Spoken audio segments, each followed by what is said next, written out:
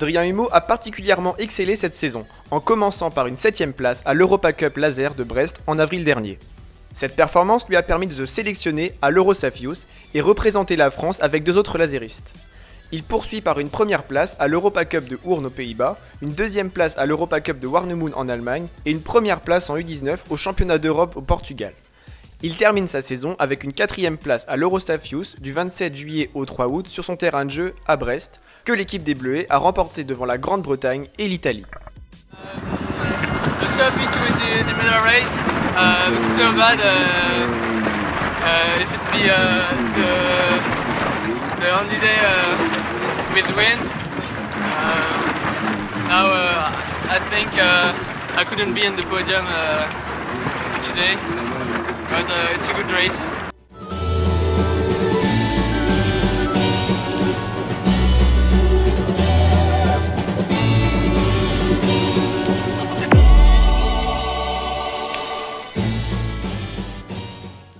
De son côté, Victor Carne a remporté le Grand Prix de l'Armistice à Hourtin en octobre.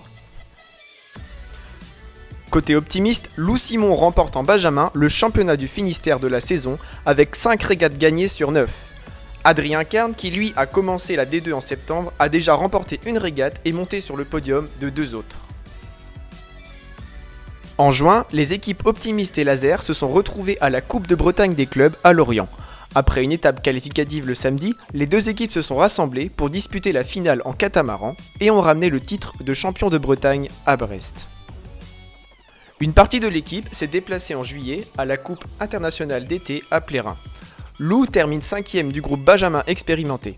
Dans le groupe Benjamin Poussin, Marceau remporte la coupe. Adrien se place 8e.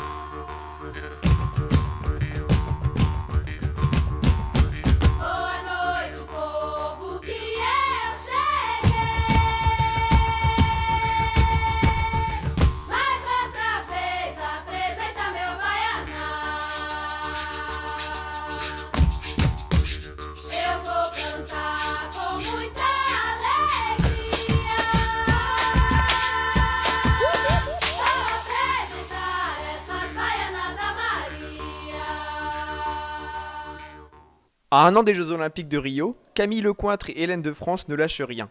Elles enchaînent les entraînements et les régates de qualification. Le test event de Rio fin août a été le plus grand rassemblement de sélectionnés potentiels avant les Jeux. Elles terminent 4e à cet événement. Au championnat du monde en Israël, elles arrivent à atteindre le podium avec une 3e place. Motivées comme jamais, elles veulent leur médaille aux Jeux. Les derniers Jeux, les sélections étaient tellement dures que j'avoue que moi c'était déjà y aller avant tout.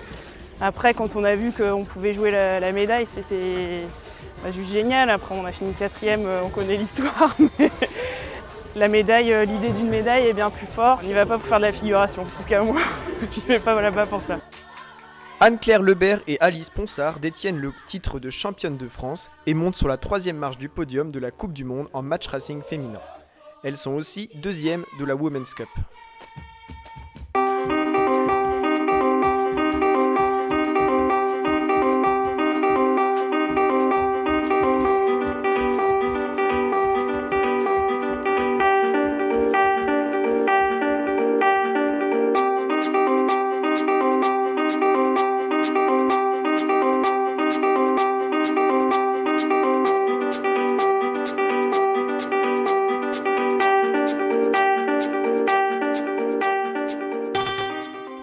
Bernard Stamm s'est illustré en remportant la Barcelona World Race avec Jean Le Cam en IMOCA. Il s'est aussi lancé dans l'aventure Diam 24 en participant entre autres au Tour de France à la voile. Il est actuellement en train de tenter de battre le record du trophée Jules Verne en équipage sur le bateau IDEC avec Francis Joyon. Pour le Paul Meillat, cette année aura été synonyme de grand saut. Avec son entrée dans la classe IMOCA, il remporte le trophée SNSM, le Tour de Belle-Île, le Grand Prix Guy Adair et l'Armen Race avec Michel Desjoyaux. Ils participèrent ensemble à la Transat Jacques Vabre qui fut malheureusement interrompue à cause d'une avarie de quille. Paul Meillat a participé à la Transat Saint-Barth-Port-la-Forêt, sa première transat en solitaire à bord d'un IMOCA, qu'il a dû interrompre à cause d'une blessure lors d'une manœuvre. De son côté, Gilda Morvan poursuit son chemin en Figaro et remporte le Grand Prix de Barcelone.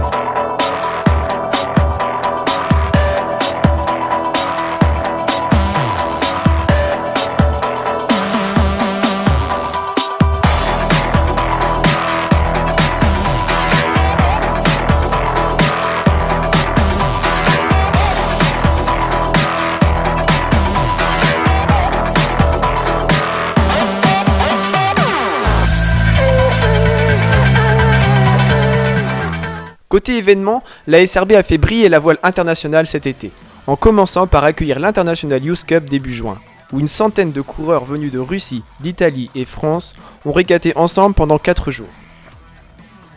L'Eurosaf Youth a eu lieu fin juillet, ce fameux championnat d'Europe des nations qui sélectionne les 2 meilleurs coureurs de chaque pays dans chaque catégorie pour défendre le titre de trophée des nations. Une régate intense au plus haut niveau de la voile jeune a été un succès.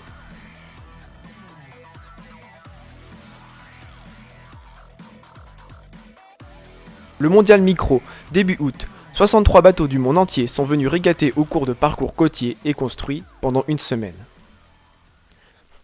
Cette saison fut terminée par le National Cormoran fin août, qui accueillit une vingtaine de bateaux. Cette régate traditionnelle a réuni comme en 2013 de nombreux passionnés de ce bateau mythique. La SRB tient encore une fois à remercier tous ces bénévoles qui ont permis de faire briller cette rade et notre club durant tout l'été. N'oublions pas les autres, les navigants réguliers, en catamaran, optimistes, dériveurs, et la Team Régate qui participe à plusieurs courses en rade comme hors rade. Et au Tour du Finistère à la voile, 8 bateaux sous les couleurs du club ont couru lors de cet événement.